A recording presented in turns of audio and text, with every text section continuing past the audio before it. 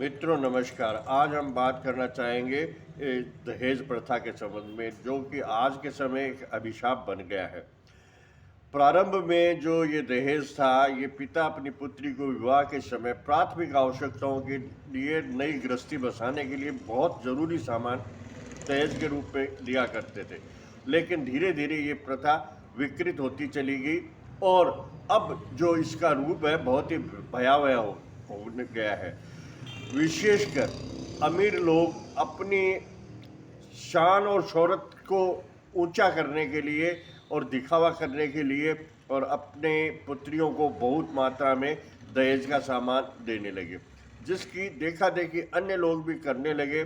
और कई लोग देखा देखी में अपनी औकात के बाहर अपनी शान के लिए और कर्ज लेकर के इस प्रकार की जो दहेज प्रथा है इसको आगे चलाते रहे। लेकिन धीरे धीरे जो है ये प्रथा इतनी बिगड़ गई कि अब लोग मांग करके और दहेज मांगने लग गए हैं, जो कि एक बहुत ही विकट स्थिति है। और उन पिताओं के लिए जिनकी स्थितियां कमज़ोर होती हैं, तो वो उनके लिए एक बहुत बड़ी चुनौती बन जाती है अपनी बेटी की शादी करना। अब इसके क्या परिणाम निकलते हैं? यदि कम दहेज के कारण विवाह कर भी दिया जाता है तो लड़की को अपने ससुराल में कम दहेज के विषय में प्रताड़ना मिलती है। और ये स्थिति इतनी बदल जाती है कि कम दहेज के कारण और कई दफ़ा या तो विवाह विच्छेद होते हैं या आपस में झगड़े होते हैं, मुकदमे होते हैं। और इससे जो है आप सामाजिक परिवेश में, पारिवारिक परिवेश में एक बुरा असर पड़ता है। इसके अलावा प्रताड़ना के कारण स्त्रियां आत्महत्या तक कर लेती हैं, जो भी एक बुरी बात है। और कई मामले तो ऐसे भी सामने आए हैं कि दहेज के चक्कर में हत्या तक कर दी जाती है। तो ये एक बहुत ही बड़ी समाज में बुराई है। अब इसको रोका जाए तो कैसे रोका जाए?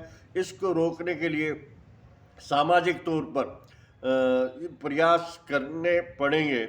और जैसे कि कुछ संस्थाएं कर भी रही हैं, जैसे सामूहिक विवाह करते हैं, तो इसमें एक सीमित मात्रा में आवश्यकता की पूर्ति के लिए वो भी संस्था द्वारा सामान दिया जाता है, जो एक अच्छी पहल है।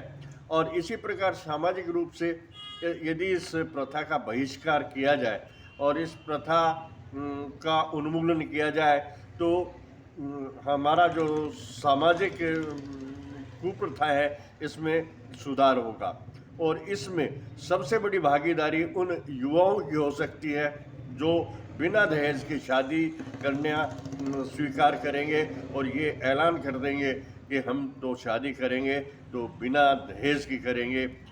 वो उससे उनकी सामाजिक साख भी बढ़ेगी, समाज में उसकी इज्जत भी बढ़ेगी।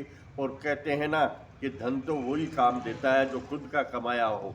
फ्री में आया हुआ धन कभी काम नहीं देता, निहाल नहीं करता। तो मेरा कहने का मतलब यही है कि ये एक सामाजिक बुराई है। इसको दूर करने के लिए सामाजिक स्तर पे भी प्रयास करने चाहिए और जो युवा शादी करवाने वाले हैं उनको भी इसमें आगे बढ़ चढ़ के भाग लेना चाहिए और दहेज रहित शादी की मांग करनी चाहिए। तो आज के वीडियो में बस इतना ही। फिर मिलेंगे किसी अन्य वीडियो में। मेरा ये वीडियो अच्छा लगा तो कृपया लाइक और सब्सक्राइब करने का कष्ट करें। धन्यवाद।